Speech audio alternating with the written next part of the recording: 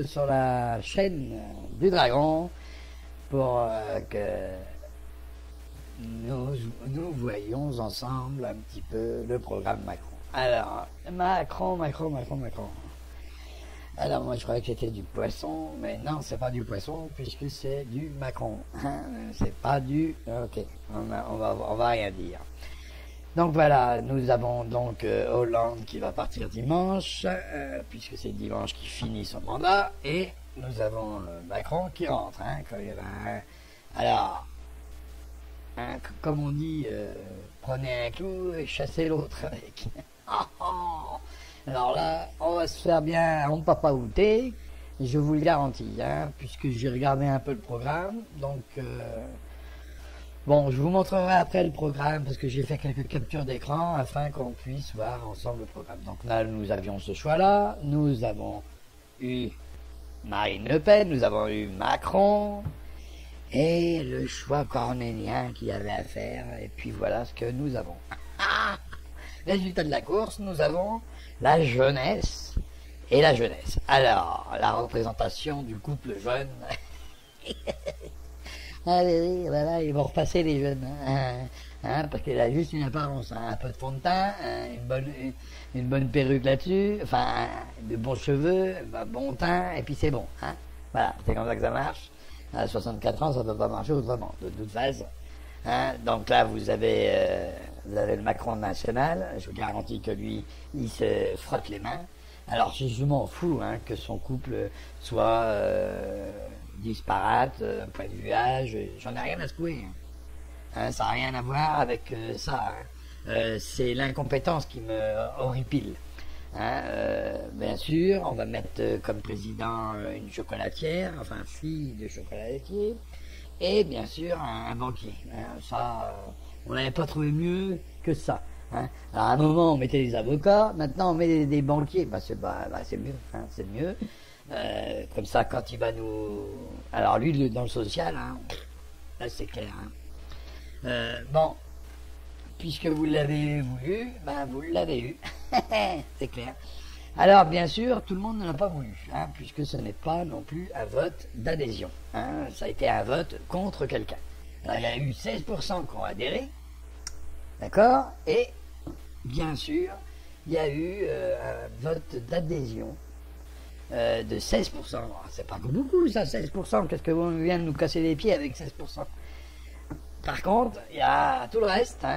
Donc sur les 64% qu'il a eu, il n'y a que 16% à lui.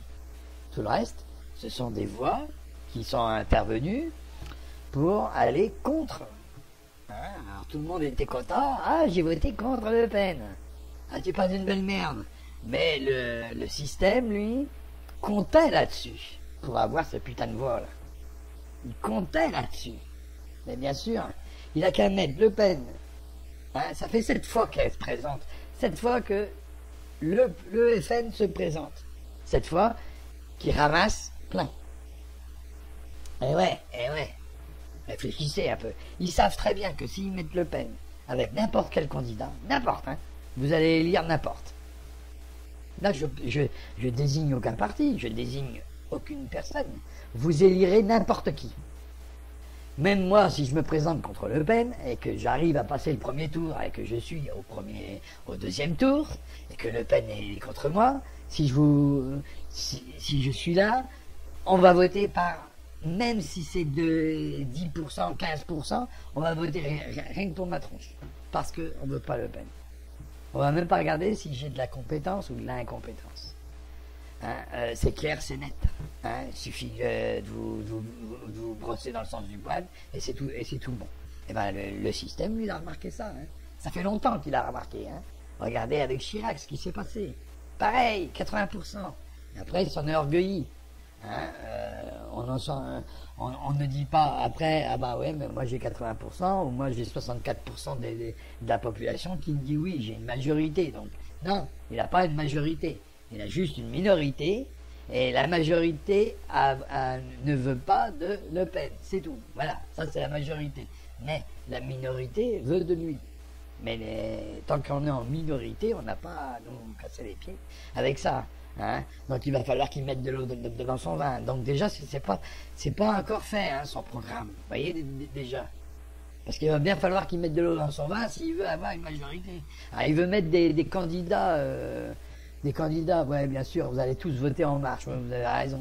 Vous connaissez pas les mecs, et ils vont arriver là, ils vont débarquer, fraîchement débarquer, ah ben on va mettre ceux-là, parce que c'est mieux, hein, on va lui donner tous les pouvoirs. Non mais vous rigolez là, hein, j'espère bien que vous avez un sursaut d'intelligence quand même, hein, parce que là déjà il vous a enflé propre. Alors là si vous voulez vous faire enfler encore plus, là vous lui donnez ne serait-ce qu'un semblant de pouvoir, puis vous allez voir ce que ça va donner.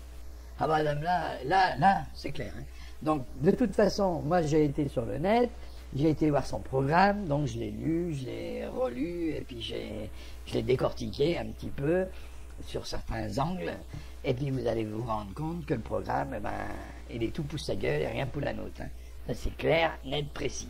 Alors, on verra ça sur une autre vidéo, puisque la vidéo est un peu longue, sinon, hein, on est obligé de voir ça sur une autre vidéo. Alors, qu'est-ce que j'ai fait, moi? Donc, ce que j'ai fait, j'ai été donc sur le net, mais j'ai été prendre, parce que j'entendais tout le temps parler de Macron à 400 experts à lui. 400 experts qui viennent qui ont vu son programme, qui a fait son programme avec lui. Oh, là j'ai dit 400 experts, c'est un peu beaucoup. Mais il a rajouté 100 intervenants. Alors 100, hein, S. Pas 100. 100. Hein, un 1 et 2 0. Hein, d'accord. Bon. Il avait donc 100 intervenants et 400. En tout, 500. Voilà. Hein, c'est clair, 500. Hein, oh madame. Il n'avait pas de programme encore au mois de mars, mais il a 500 mecs qui comme ça. Sous la chemise. Bon, il faut arrêter un peu les délires là. Donc moi j'ai été sur le net, j'ai été mettre 400, donc je voulais les noms au minimum de 300 quoi. Hein, voilà, au moins 300 noms, c'est clair quoi. Attends, sur 500, 300 noms, c'est pas la mer à boire non plus. Ben il n'y en a aucun. Ben voilà, quand vous allez sur le net, vous demandez les noms des experts, il n'y en a aucun déjà. Alors déjà là il y a un problème. Hein. Déjà là il y a un souci, puisque tous les articles disent seulement le nombre de personnes, d'experts, mais ils ne disent pas les noms. C'est assez récurrent. Vous allez dans tous les articles, hein, de tous les journaux, ben, de toute façon, ils disent la même chose. Hein. En gros, c'est la même chose. Hein. Ça a toujours été comme ça. Hein. Les journalistes, les journalistes n'ont aucune investigation. Hein. Ils ne font rien. C'est-à-dire, ils doivent prendre le voisin et ils doivent tricher. Hein. Copie nulle. Pourquoi? Parce qu'ils copient. Hein. Ben, alors, attends, si vous lisez n'importe quelle feuille de chou, vous allez voir que la feuille de chou, elle dit à peu près la même chose. Hein. Suffit de changer quelques mots par-ci par-là, et puis hop, ça dit la même chose. Alors, comme ils n'ont pas trop d'idées, hein, il y en a un il y a le guignol en chef qui se met à rédiger un article, puis après tout le reste il copie. Comme ça. Et puis hop, ça change à chaque article, quoi, hein, ça change. Un coup c'est l'autre qui le fait, un coup c'est l'autre, hein, comme ça au moins c'est bien. Donc voilà, moi je suis parti sur le net donc, et puis j'ai été voir, alors l'Écho, j'ai été voir aussi dans l'Ouest, Grand Ouest, après Le Monde, enfin. Donc j'ai vu quelques articles et puis je suis tombé sur un article qui parle de son équipe. Ah là, son équipe, elle ne parle pas de 400. Hein. Déjà là, mais après il dit 400. Hein. Mais toujours est-il, là, quand on parle de son équipe, on parle de 15 personnes. Voilà. Hein. Donc là, ce qu'on a fait, on a montré du doigt l'équipe et présidentielle. Voilà le nom de l'article.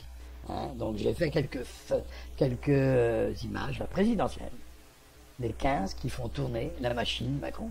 Voilà. Donc vous voyez bien que on est très loin de la foule, puisque c'est une foule, là, 400, plus 100, plus ceci, plus l'équipe. Enfin, il faut voir un petit peu comment les éloges sont faits sur ce Macron. Hein. Donc là, ça fait un petit peu beaucoup. Alors moi, je me suis posé la question, qui c'est cette équipe-là? 15 bonhommes. Donc j'ai pas juste en dessous, vous allez voir, juste après cette capture d'écran, il y a une deuxième capture d'écran. Donc là, on voit donc les personnages qui sont avec lui. Alors bien sûr, ils n'ont pas mis les 15 en entier, ils ont mis après une définition des 15. Donc je vous ai mis quelques-uns, jusqu'à un bon petit homme là, et vous allez voir que c'est pas trop piqué des hannetons. Alors vous avez donc, vous voyez bien la jeunesse, plus le personnage avec des lunettes, alors pas celui du milieu, mais celui en bout de ligne, à droite. Alors là, lui, il incarne la jeunesse. Alors, madame là, lui, il incarne la jeunesse, à 65 ans. Il a un an de plus que sa femme, donc ça va. Il incarne la jeunesse. Bah oui, si l'autre c'est la jeunesse qui incarne, celui-ci, c'est quoi? C'est la jeunesse aussi, c'est pas la retraite, c'est clair aussi. Bon, allez, on va arrêter de dire des bêtises. Donc, vous voyez bien que là, c'est son équipe. Mais son équipe, attention, c'est pas une équipe, on va dire, qui est piquée des hannetons. C'est pas une équipe qu'il connaissait pas, par exemple. Vous voyez, c'est une équipe qui était avec lui déjà à Bercy, quand il était donc à Bercy. Vous voyez bien que déjà, pour ce qui est des inconnus, on est très loin du compte. Ensuite, quand il nous dit, moi j'avais aucune ambition présidentielle, bien sûr, puisqu'on arrive au présidentiel, les mains dans les fouilles, comme je vous disais, donc l'équipe n'avait rien à voir. Bien sûr, on crée une équipe, on crée un groupe, pour bien sûr rester dans l'anonymat, pour rester en arrière-plan, bien sûr, et prendre nous pour des cons aussi. Donc ils ont créé une équipe, pas pour rester en arrière-plan, faut bien le comprendre ça. Ils ont créé une équipe pour bien avancer dans la vie. On ne met pas en place ce genre d'équipe pour dire on va rien glander. allons, soyons sérieux. Donc ils ont commencé à en parler entre eux. Et là vous avez donc un qui était avec lui. Alors c'est assez récurrent parce que regardez, le candidat d'En Marche à l'élection présidentielle s'appuie sur une équipe resserrée. Alors quand il parle de resserré, issu pour une bonne part de son cabinet à Bercy. Et quand vous lisez la dernière ligne de ce genre de petit article, vous voyez que sont aussi des orphelins de Dominique Strauss-Kahn. Donc il y a beaucoup qui sortaient déjà de la cuisine à Strauss-Kahn. Alors c'est vrai que Strauss-Kahn, lui, il fait partie un peu du système. Alors là c'est clair. Donc, bon, je vous dirai pas ce qu'il est devenu Strauss-Kahn, puisqu'on ne sait pas, mais par contre on sait pourquoi il est parti. Bon, il suffit d'aller un peu sur le net. Vous allez voir certains qui vous disent que Strauss-Kahn a été victime, d'autres qui vous disent que Strauss-Kahn c'était un enfoiré. Bon, voilà, ça c'est clair, voilà comment ça marche. Alors, il suffit d'aller choisir un petit peu son camp. Donc là, vous avez l'équipe Strauss-Kahn, une équipe, les orphelins. Je savais pas que c'était orphelin. Bon, allez, laisse tomber. Donc vous voyez bien qu'ils se connaissaient déjà depuis un moment déjà. C'est pas seulement quand vous entendez parler de Strauss-Kahn, c'est pas d'hier déjà. Donc vous me repasserez ça pour ce qui est du système qu'on a voulu éjecter. Et qu'est-ce qu'on a fait? On a remis le système. Alors bien sûr, je vous ai mis quelques autres articles à la suite, à la suite. Donc je vous dis d'aller voir ça et vous le verrez.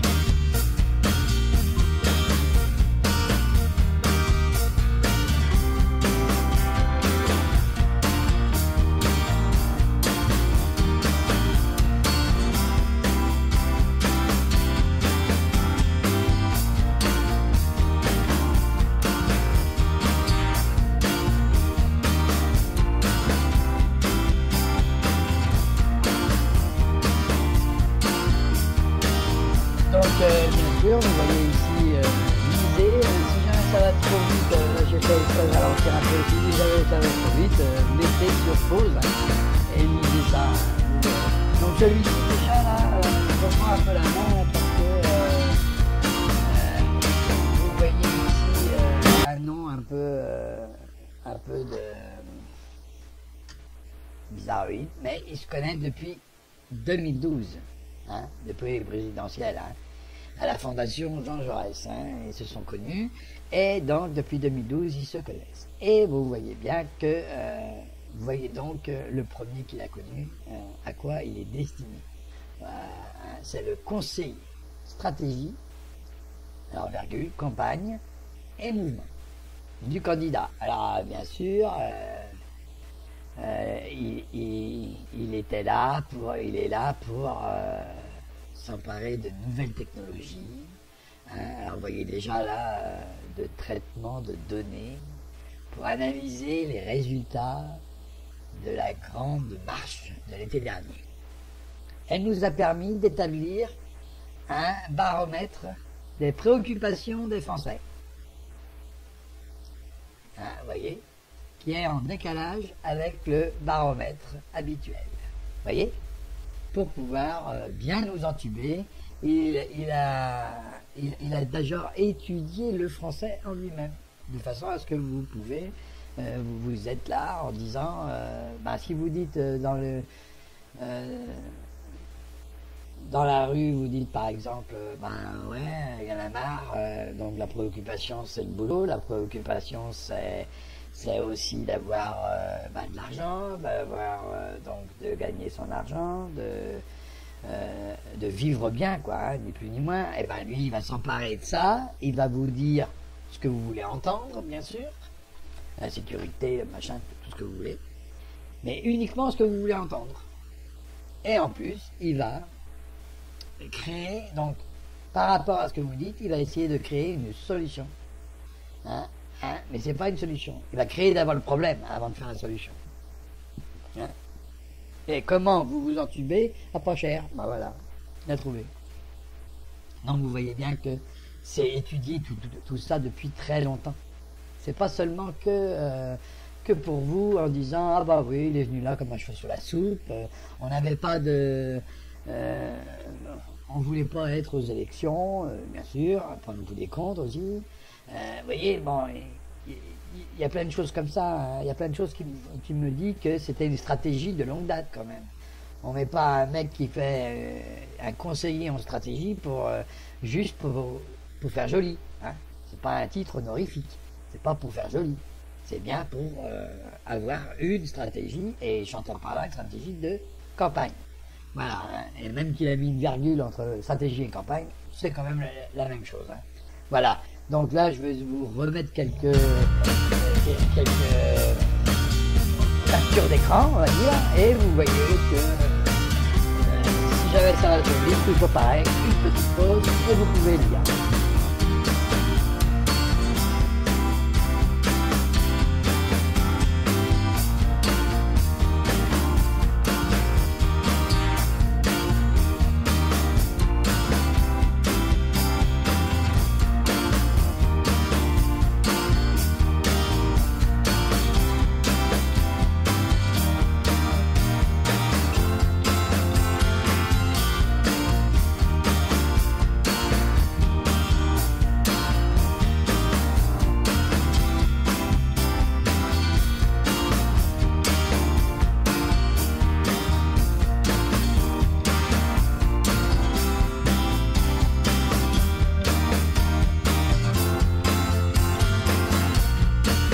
Donc là, je reprends un peu la main parce que Jean Pisani-Ferry, 65 ans, alors j'ai envie de vous parler de cet homme-là, puisque il est considéré par beaucoup de journaleux le chef d'orchestre du programme Macron. Vous voyez, il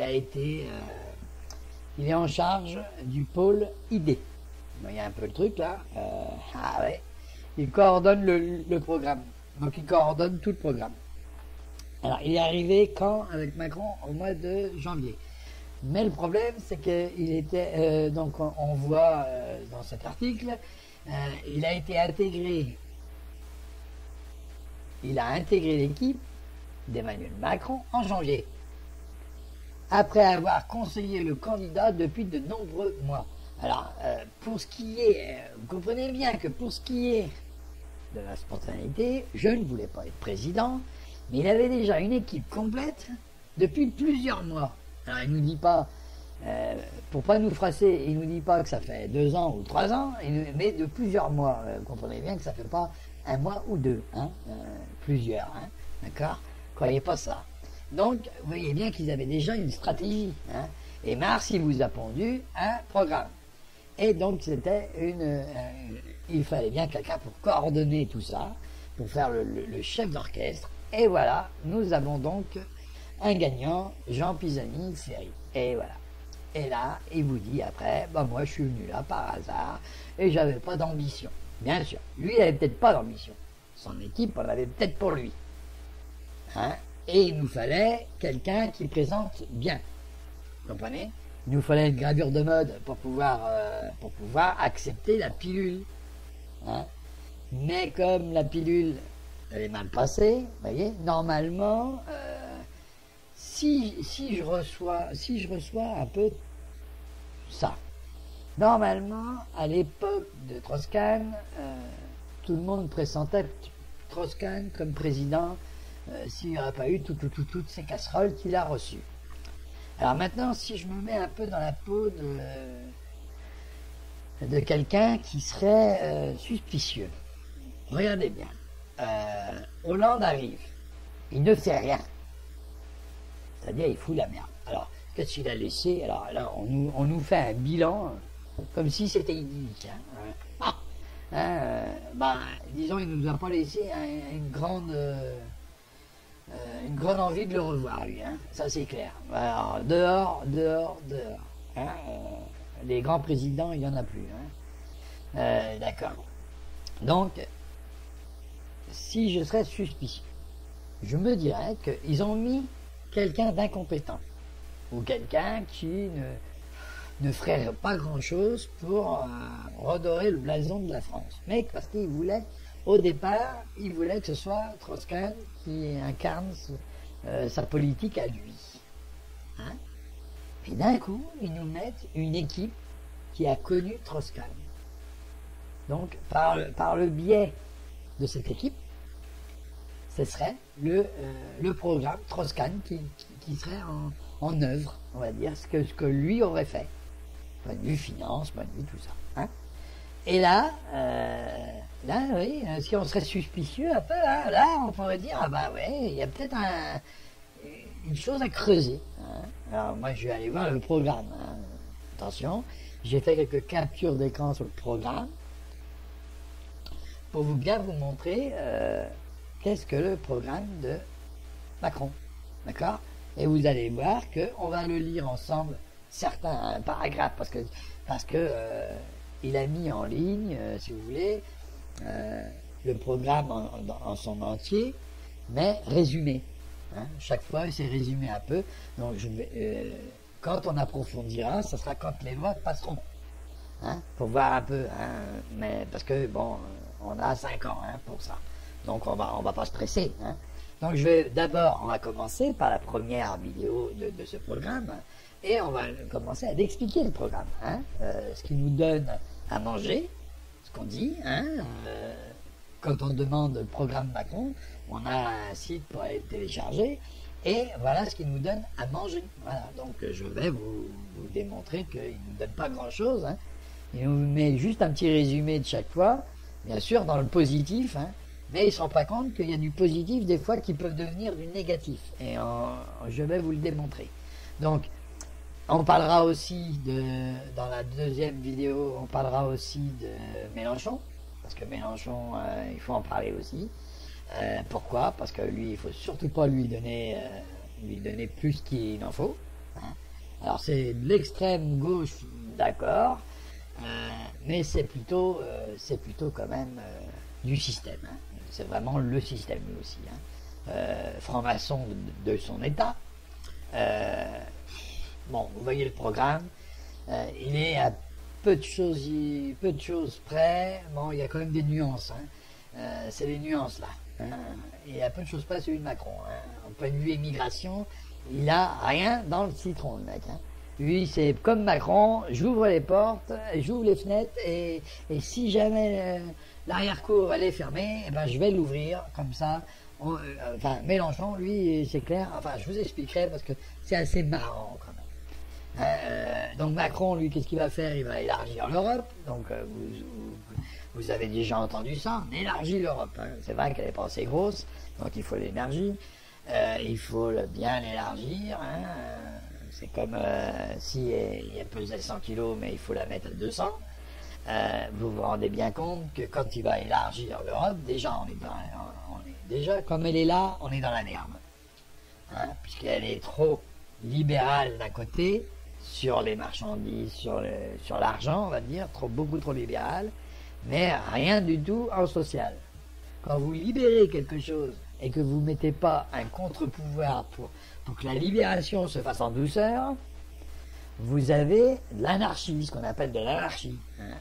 Et là, c'est clair. Donc, quand il va libérer, je ne savais pas d'ailleurs que c'était enfermé, le travail. Mais entendez, c'est pas vous qui êtes libéré, c'est le travail. Et le travail, c'est qui? C'est le patronat. Alors, je ne vous parle pas du petit patron, je vous parle du gros. Vous allez vite vous en rendre compte. Hein. Donc, quand il libère quelque chose, d'un point de vue de travail, est-ce qu'il libère le social du travail ou est-ce qu'il libère le patron du travail? Ah, posez-vous cette question. Soyons un peu plus intéressés. Disons que, montrons-lui quand même qu'on s'intéresse et on va étudier ça. Mais non, vous n'étudiez pas. Vous dites, ah bah oui, il veut libérer le travail. Mais qu'est-ce que ça veut dire? Ça veut rien dire, ça, libérer le travail. Pourquoi il est en cage? Qu'est-ce qu'il y a? C'est les oiseaux qu'on libère, c'est les poissons. Hein. On va sauver Willy, par exemple. On libère Willy. Mais on ne libère pas le travail. Où est-ce que vous avez vu jouer qu'on libère le travail? Hein, il n'est pas enfermé, le travail. Hein, d'accord? Donc, quand il va libérer, c'est pour libérer l'argent qui en résulte. Et bien sûr, libérer le patronat de toutes ses charges. Soyons sérieux. Alors, je vous montrerai ça, et puis vous allez voir que c'est tout pour l'un et rien pour l'autre. Hein. Voilà. Alors ça, c'est pas... Vous connaissez l'animal le plus généreux, hein, c'est le poulain. Parce que quand il y en a poulain, il y en a pour l'autre. Ben là, non. Alors c'est pas Macron, hein, c'est pas Macron. Hein, parce que lui, c'est pas un poulain. Lui, c'est le bébé alors, on dit que c'est le bébé de Hollande, mais non. Déjà, il a un petit peu du Troscan, hein, puisque son équipe, une bonne partie, vient de là. Hein. Donc là-dessus, je vous dis à bientôt sur l'autre vidéo. Hein, parce que là, ça va commencer sinon à être un peu long. Alors, je vous signale que la vidéo sera en ligne, je pense. Si c'est pas aujourd'hui, ça sera demain ou après-demain. Voilà, hein, puisque je suis en train de la peaufiner.